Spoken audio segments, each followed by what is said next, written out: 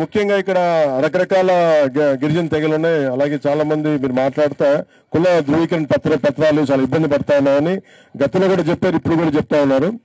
ఇది మీ ఒకరికే కాదు. ఉదాహరణకి బుడగ జంగాలు, బేడా బుడగ జంగాలు ఉన్నారు.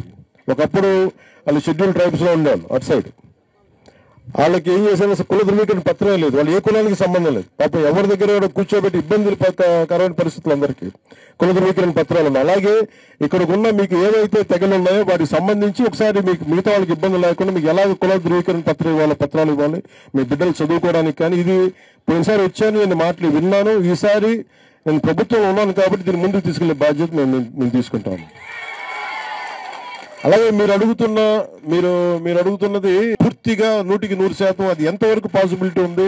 సుప్రీంకోర్టు ఒకసారి తీర్పుని నేను చదవమని చెప్తాను. ఇంకొకసారి పరిశీలించి, ఎందుకు సుప్రీంకోర్టు స్థాయిలో నిర్ణయం తీసుకుని ఒకసారి పరిశీలించి, ఒకసారి దానికి ఒకవేళ మీకు నష్టం లేకుండా మీకు ఉపాధి అవకాశాలు వచ్చేలాగా మీకు అదే కదా బాధ్యత. మీకు ఆదాయ మార్గాలు పెరగాలి. అదొకటి. అలాగే వ్యసనాలని చెప్తా ఉన్నారు గంజాయిది. ఇప్పుడు మీకు గంజాయి ఇక్కడ మీరు చూడడానికి మన పెరట్లో గంజాయి పండించుకోవడం కంటే కూడా తులసి మొక్క పండించుకోవడం మంచిది మనకి. లేదంటే మీరు మారేడు మొక్క పంచితే మారేడు ఇవి తీస్తారు, కాయలు వస్తాయి. దాంతో కూడా చాలా మాదిఫల రసాయనం చేస్తారు. అంటే నిజంగా చేసుకోవాలంటే డబ్బులు రావడం చాలా చాలా పరిస్థితులు ఉన్నాయి. కాదు ఇది ప్రభుత్వం కొంచెం బాధ్యత తీసుకో. ఐటీడీఏ ఉంది, చాలా అంటే అన్నీ కూడా పనిచేయడానికి సంసిద్ధంగా ఉన్నారు. కానీ పని చేయించే నాయకత్వం కావాలి. దీన్ని ఖచ్చితంగా మీరందరూ కనుక ఒత్తిడి కనుక ఇప్పుడు మీరందరూ ఒత్తిడి పెడితే నేను పని చేయగలుగుతున్నాను. ఇప్పుడు మీరు వాలంటీర్స్ గురించి అడిగితే నేను ఎందుకు ఇబ్బంది పడకుండా సమాధానం తీసుకున్నానంటే పని చేయడానికి సిద్ధంగా ఉన్నాను కాబట్టి. మీరు ఒక మాట అంటే పట్టడానికి సిద్ధంగా ఉన్నాను. మీరే ఇబ్బంది లేదు. మీరు ఒక మాట మాట్లాడారు అంటే 2 మన అరకుకు సంబంధించి, 2 మన పార్వతీపురం మంజుకు సంబంధించి మేజర్గా మేము అనుకున్నది ఇమీడియట్ గా ఉద్యోగాలు కావాలి, ఉపాధి అవకాశాలు, పరిశ్రమలు వస్తే పరిశ్రమలు రావు. ఇక్కడికి ఓన్లీ టూరిజం మీద బేస్ అయింది. టూరిజం మీద బేస్ అయింది. 2 సేంద్రీయ వ్యవసాయం, ఆర్గానిక్ ఫార్మింగ్. ఈ రెండింటికి సంబంధించి యువతకు ఉపాధి అవకాశాలు రావాలి. 1 టూరిజంని డెవలప్ చేయటం, 2 మనకి చాలా గ్రామ దేవతలు చాలా మంది ఉన్నారు ఇక్కడ. ఈ గ్రామ దేవతల్ని సాంస్కృతిక మీకు కరెక్ట్గా పర్యాటక అభివృద్ధి గ్రామ దేవతల ద్వారా. అంటే ఇప్పుడు చాలా మంది నూకాలమ్మ కావచ్చు, మోదమమ్మ కావచ్చు, ప్రతి ఒక్కరికి ప్రత్యేకమైన విశ్వాసాలు ఉన్నాయి. మీరు కనుక ఇప్పుడు మనకు ఆ మూలట నేను పోయి శివాలయం గెట్టబోయాను నేను. అలా కనుక మీరు గ్రామ దేవతలను కూడా ఒక సర్క్యూట్ లాగా, మనకున్న అరకు ప్రాంతాల్లో ఉన్న అన్ని గ్రామ దేవతలను కూడా సర్క్యూట్ లాగా తయారు చేస్తే ఇది మీకు ఈ గిరిజన గ్రామ దేవతలు విశ్వాసాల ఆధారంగా సాంస్కృతిక పర్యాటక కేంద్రాలుగా అభివృద్ధి చేస్తే దానివల్ల అదనంగా కొంత ఉపాధి లభిస్తూ ఉంది. అలాగే మీరు కొత్తగా కనుక పండుగలు కానీ ఉత్సవాలు కానీ పర్యాటకులు కొత్త అనుభవం యువత. ఇప్పుడు సపోజ్ మనం కేరళ పోయామనుకోండి, కేరళ పోతే అక్కడ ప్రత్యేకించి వాళ్ళ ఉత్సవాలకి మనం అందరం పోతాం అక్కడి నుంచి. అలాగే దింస నృత్యకారులు ఉన్నారు, వారిని చూడడానికి ప్రత్యేకించి వస్తారు. వీటన్నిటిని అనుసంధానం చేసి మీకు ఉపాధి అవకాశాలు లభించేలా ఒకసారి టూరిజం శాఖ మంత్రి గారితో కూర్చొని దీని మీద మీకు ప్లాన్తో మీకు వస్తానని చెప్పి మీకు ఈ సందర్భంగా మీకు తెలియజేసుకుంటా ఉన్నాం. మీరు ఒక్కటి ముఖ్యంగా కురుడి గ్రామస్తులు కానీ, అరకు కానీ, పాలంటే ఇది చాలా అందమైన ప్రాంతం. ఈ ప్రాంతం నిర్మాణాలు ఎలా ఉండాలంటే ఈ అందాన్ని మరింత పెంచేలా ఉండాలి, కానీ అందాన్ని చంపేసేలా ఉండకూడదు. ఇది ఎందుకంటే మీరు పచ్చదనం పోద్ది, మీకు అర్థం అవుద్ది. పచ్చదనం మీకు కూర్చోబెట్టి ఎత్తెత్తు బిల్డింగ్లు కట్టేస్తే ఇంక కొండ కనిపించదు, ఏం కనిపించదు. అందుకని మీకు ఎప్పుడు భయం ఉంటుంది. బయట వాళ్ళు వచ్చేసి ఇక్కడ ఇల్లు కట్టేసి పెద్ద కట్టేస్తే అందం పోద్దని. అదే కదా మీకు ఉంటుంది మేజర్ భయం. నాకు కూడా ఏంటంటే మీకు అలాంటి, నేను గిరిజనులుగా పుట్టలేదు కానీ నాకు గిరిజన మనస్తత్వం ఉంది నాకు. అందుకని అందుకని ప్రత్యేకించి నేను కలెక్టర్ గారికి కూడా ప్రత్యేకించి ముఖ్యమంత్రి గారి దృష్టి కూడా తీసుకెళ్తాను, కేబినెట్ దృష్టి కూడా తీసుకెళ్తాను. ఒక నియంత్రిత నిర్మాణాల ద్వారానే ప్రకృతి పరిరక్షించాలంటే ఎలా పడితే అలా బిల్లులు కట్టేయటం, లేదంటే ఇందాక అరకులో మన లోయగుండా వస్తూ ఉంటే చాలా అద్భుతంగా ఉంది, మధ్యలో బిల్డింగ్లు కట్టేశారు.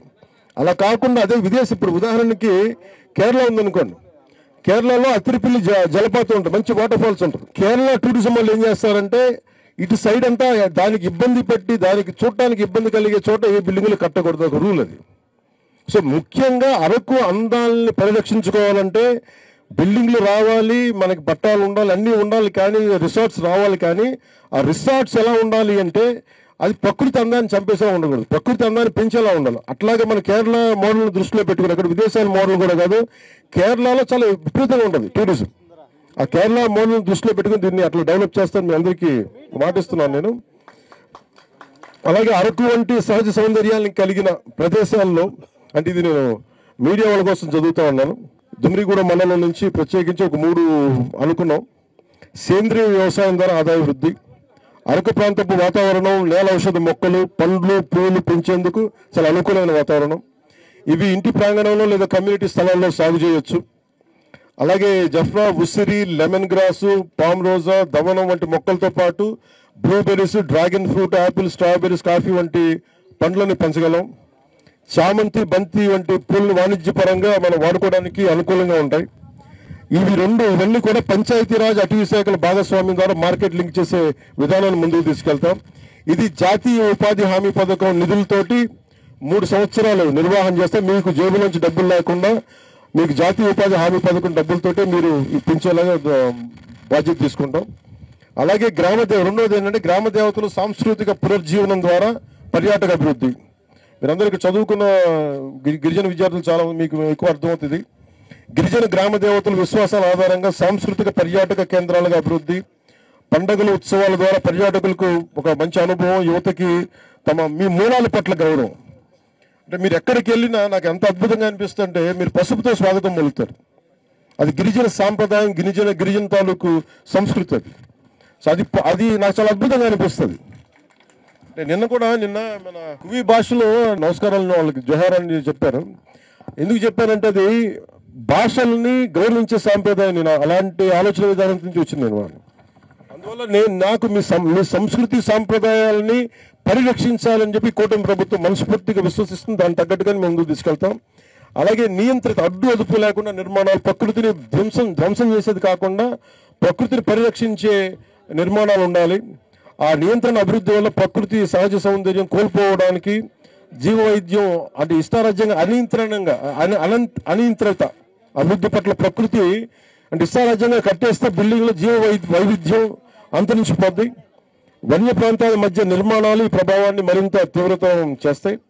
అరకు వంటి సహజ సౌందర్యాన్ని కలిగిన ప్రదేశాలు అభివృద్ధి చేస్తూ ప్రకృతిని కాపాడాలంటే ల్యాండ్ యూజ్ మ్యాపింగ్ అంటారు దీన్ని మన అడ్మినిస్ట్రేటివ్ పరిభాషలో. ఈ ల్యాండ్ యూజ్ మ్యాపింగ్ ని ఒకసారి కలెక్టర్ గారి దృష్టికి తీసుకొస్తున్నా. ఇప్పుడు మనకున్న కురుడి గ్రామం అందం పోకుండా ఆదాయ మార్గాలు రావాలి, జీవనోపాధి పెరగాలి. అలాగే ఆ కూలిపోతున్న ఇళ్ళకు కూడా కొంచెం అందంగా ఉండేలాగా, 10 మంది బయట వాళ్ళు వచ్చి ఉండేలాగా, వాళ్ళకి ఆదాయాలు వచ్చేలా ఎలా చేయాలని మీరు ఒకసారి if you could give me a plan then will try to execute it.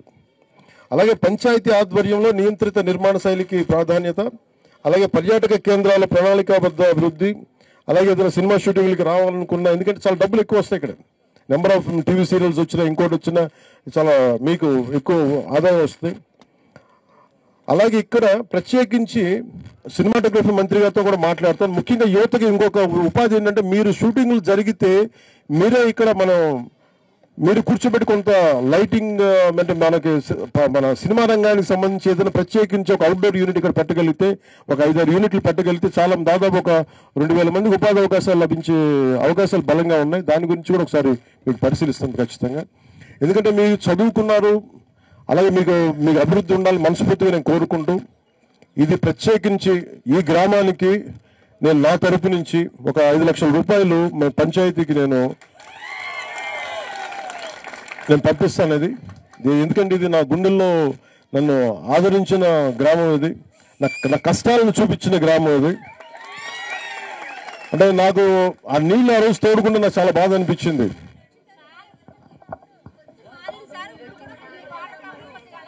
లేదు మీకు కూర్చోబెట్టి ఒకసారి, అందుకే నేను మన ఎంపీటీ గారిని పంపిస్తాం, డ్రామా డైరెక్టర్ని పంపిస్తాం.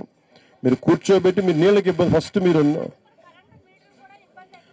అన్ని చేద్దాం, అన్ని ఒకటి తర్వాత ఒకటి చేద్దాం. నేను అన్ని రాసుకున్నా. నేను 2018లో వచ్చిన మర్చిపోకుండా ఇక్కడికి వచ్చానండి. ఇప్పుడు రాసుకుని నేను ఎందుకు మర్చిపోతాను అనుకుంటున్నారు ఖచ్చితంగా.